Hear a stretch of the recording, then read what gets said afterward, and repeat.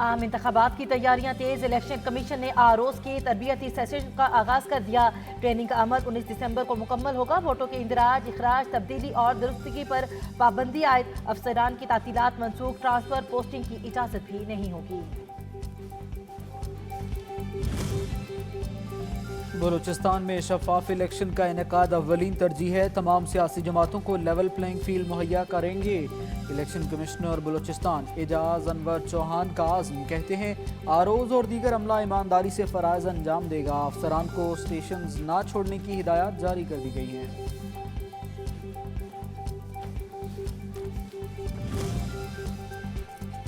2018 کے الیکشن میں بہت سی قوتوں نے مسلم لیگ نون کا راستہ روکا۔ موقع ملا تو ایک بار پھر مسلم لیگ نون عوام کو خوشحال کرے گی اور دکھائے گی۔ رہنما نون لیگ رانا ثناء اللہ کا فیصل آباد میں ورکرز کنونشن سے خطاب، کہا 2013 میں ملک بھر میں دھماکے ہو رہے تھے، سرمایہ کار پاکستان آنے کو تیار نہیں تھے۔ اس وقت نواز شریف کی قیادت میں ملک کو ترقی کی راہ پر پاکستانی قوم نے اعتماد میں لیا۔ ہم نے عوام کا اعتماد پورا کیا، ملک سے دہشت گردی اور لوڈ شیڈنگ کا خاتمہ کیا، ڈالر بھی سستا ہوگا۔ سابق صدر آصف علی زرداری کی گورنر خیبر پختونخوا غلام علی سے ملاقات، شفاف انتخابات کے انعقاد سمیت سیاسی صورتحال پر تبادلہ خیال کیا۔ کہا 8 فروری کو الیکشن ہو کر رہیں گے، سب کو یقین رکھنا چاہیے۔ پیپلز پارٹی انتخابی میدان میں اترنے کو مکمل تیار ہے۔ آصف علی زرداری سے بلوچستان کے رہنما جمال رئیسانی نے بھی ملاقات کی۔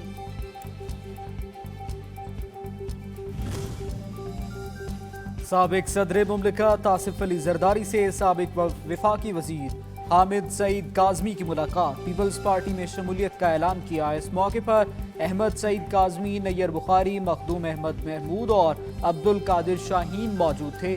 آصف زرداری نے حامد سعید کاظمی اور احمد سعید کاظمی کو دیگر رفقا سمیت پیپلز پارٹی میں شمولیت پر مبارکباد دی۔ چیئرمین پیپلز پارٹی بلاول بھٹو زرداری کی سربراہی میں خیبر پختونخوا پارلیمانی بورڈ کا ہائبرڈ اجلاس، مرکزی صدر فریال تارپور بھی موجود تھیں۔ پارلیمانی بورڈ نے ٹکٹ ہولڈرز کی اہلیت اور قواعد پر تبادلہ خیال کیا۔ اجلاس میں یوسف رضا گیلانی، فیصل کریم کنڈی، محمد علی شاہ باچا اور روبینہ خالد بھی شریک ہوئے۔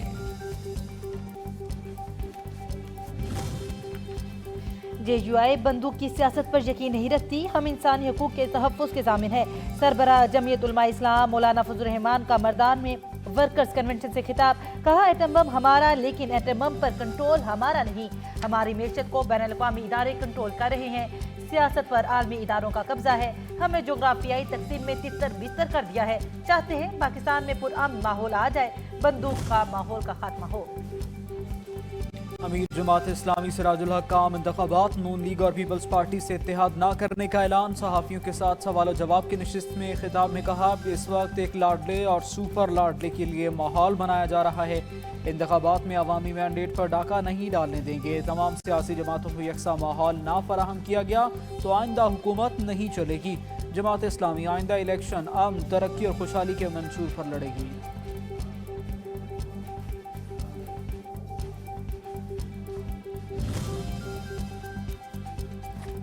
ملک اسلامی جمہوریہ پاکستان سے اشرافیہ جمہوریہ پاکستان بن چکا ہے۔ شوگر، آٹا، ڈالر مافیا نے قوم کو قبضے میں لیا ہوا ہے۔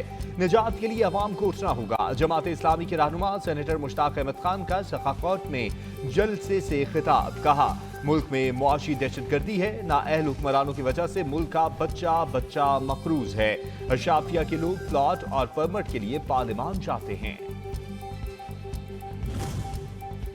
ہمیشہ سیاسی فائدے سے بالاتر ہو کر عوام کی خدمت کی، حکومت میں آ کر ایسا نظام بنائیں گے امیر ٹیکس دے گا، غریب کو سہولت ملے گی۔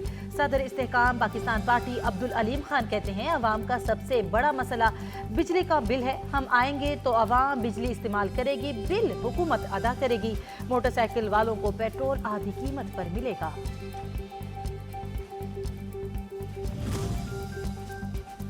جمعیت علماء اسلام کے مرکزی انتخابی بورڈ کا اہم اجلاس کل طلب، JUI کے سربراہ مولانا فضل الرحمان کی زیر صدارت اجلاس اسلام آباد میں ہوگا۔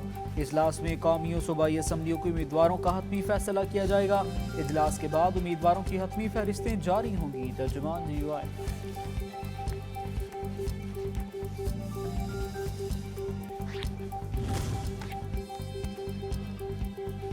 کویت کے امیر شیخ نواب الحمد الجابر الصبا کا انتقال، حکومت کا ایک روزہ قومی یوم سوگ منانے کا اعلان، ملک بھر میں قومی پرچم سرنگوں رہے گا۔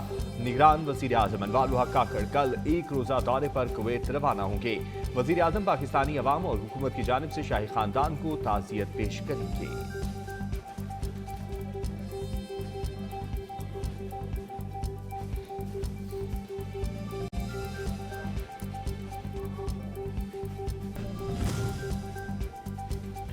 توہین الیکشن کمیشن کیس میں جیل ٹرائل کے خلاف درخواست، بانی پی ٹی آئی کی استدعا پر لاہور ہائی کورٹ کا فل بینچ کل سماعت کرے گا۔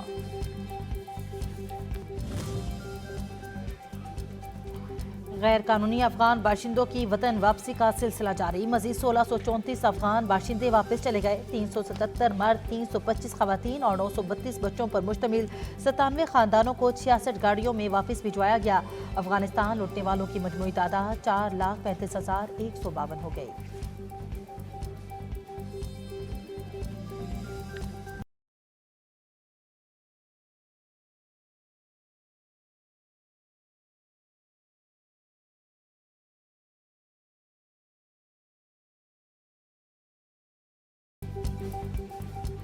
اور پشاور میں گل داؤدی کی رنگا رنگ نمائش نے خزاں بہار جیسا سما پیدا کر دیا۔ پھولوں کی نمائش دیکھنے کے لیے آنے والے دلکش مناظر کو اپنے کیمروں میں محفوظ کرتے رہے۔